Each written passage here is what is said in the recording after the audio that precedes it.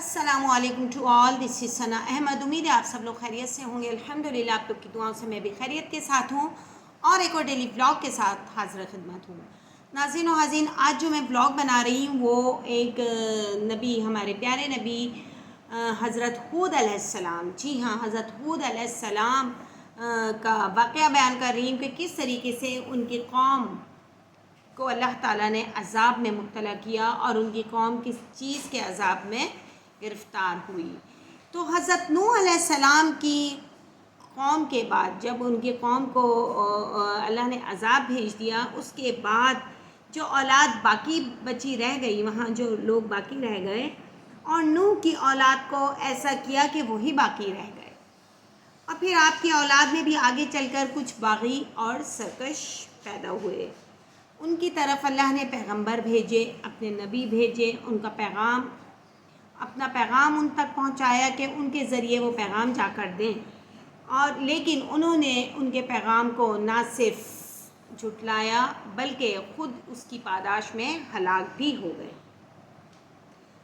ایک عاد اور دوسرا سمود، ان قوم میں سے جو دو قومیں تھیں، ایک عاد اور ایک سمود۔ عاد کا نسب یہ ہے کہ عاد بن اوس بن ارم بن سام بن نوح، اسی کی نسل کو بعد میں قوم عاد کہا جانے لگا۔ یہی وہ عاد اولی ہیں جن کو آبادیاں شہر عمان اور حضر موت کے درمیان سرزمین احقاف میں تھیں۔ اب اس قوم کو، جو قوم عاد کی لوگ تھے، اس وادی کا نام تھا مغیث۔ یہ لوگ اونچے اونچے ستونوں کو کھڑا کر کے خیمے بنا کر اس میں رہتے تھے۔ انہوں نے کیا سمجھا کہ وہ قوم جو تھی، وہ یہ لوگ بہت زیادہ دراز قد تھے، بہت زیادہ اونچے تھے، اور ان کے جسم کافی لحیم شہیم تھے، اور جسمانی طور پہ کافی طاقتور تھے۔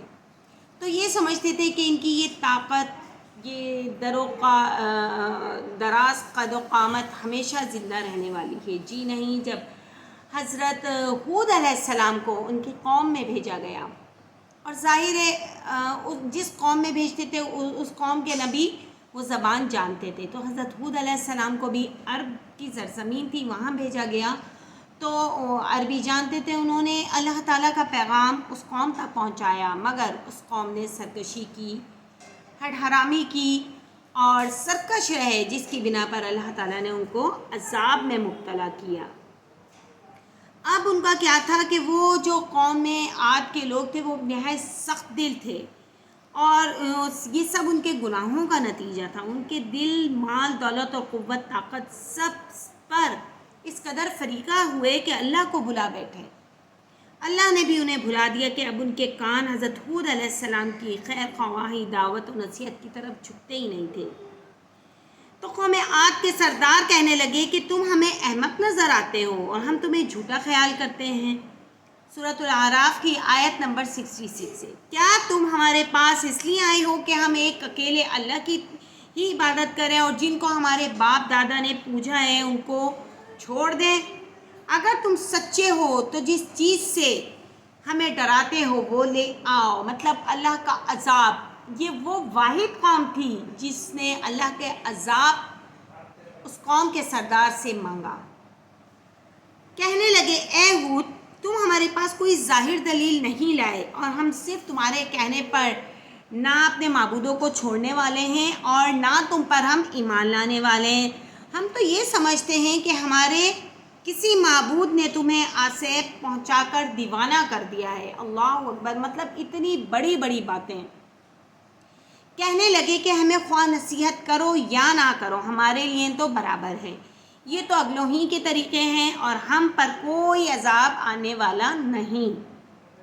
بس جب یہ لوگ کفر پر اڑ گئے تو 3 سال تک ان پر بارش روک دی گئی۔ جی ہاں، ان پر قحط سالی نازل ہو گئی، بارش نہیں تھی، ہر طرف افراتفری کا دورہ ہو گیا، اور بڑی طاقت سے ان پر تنگی آ گئی۔ اب اس زمانے میں دستور تھا کہ کسی مصیبت کے پیش آنے پر لوگ بیت اللہ کا واسطہ دے کر اللہ سے اس مصیبت کو دور کرنے کی دعا کرتے تھے۔ اب انہوں نے کیا کیا کہ انہوں نے لوگوں کو، اس قوم کے لوگوں نے چند لوگوں کو بیت اللہ کی طرف بھیجا کہ وہاں جا کر اس اللہ تعالیٰ سے بارش مانگو۔ اس وقت ان امالیک میں معاویہ بن بکر نامی ایک آدمی تھا جس کی ماں قوم عاد میں سے تھی۔ اس نے تقریباً 70 آدمیوں کا ایک وفد قوم عاد کے پاس بھیجا تاکہ وہ حرم کے پاس جا کر بارش کی دعائیں مانگے۔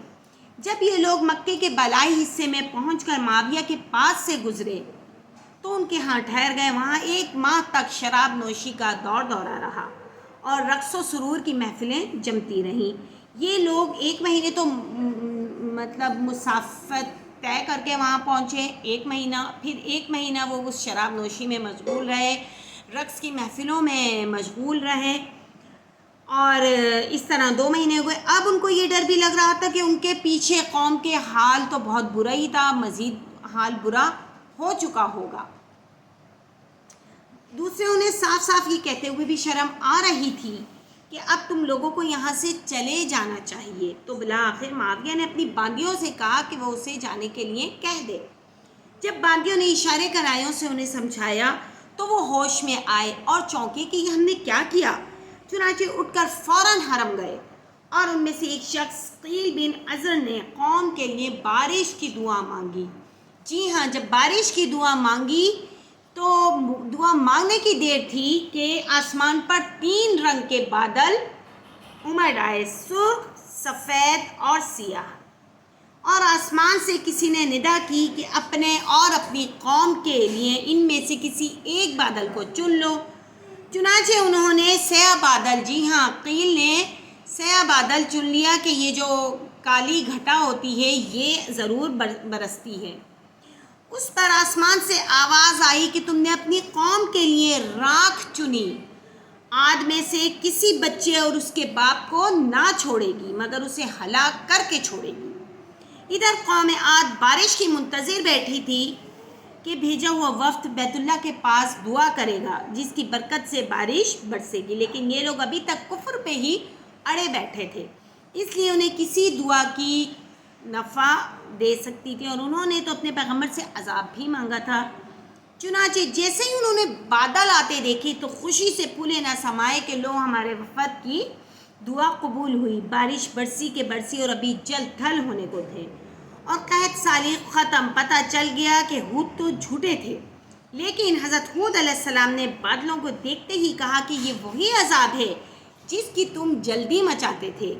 انہیں بادلوں اور ہواؤں میں عذاب تھا۔ کہتے ہیں کہ سب سے پہلے فہدت نامی ایک عورت کو یہ احساس ہوا کہ ان بادلوں میں ایک عذاب چھپا ہوا ہے، چنانچہ وہ عذاب کو دیکھ کر چیخ مار کر بے ہوش ہو گئی۔